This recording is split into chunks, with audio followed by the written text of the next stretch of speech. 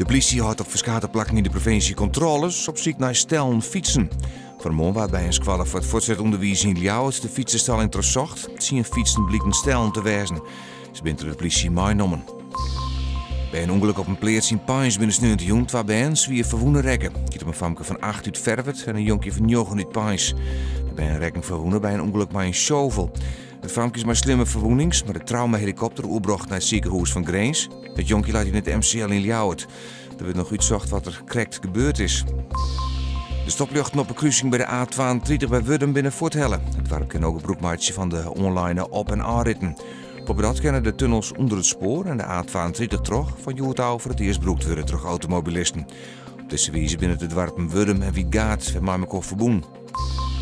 Er komt op een reorganisatie bij Benedijopvang Sisa. 41 mensen verliezen daar toch haar een baan.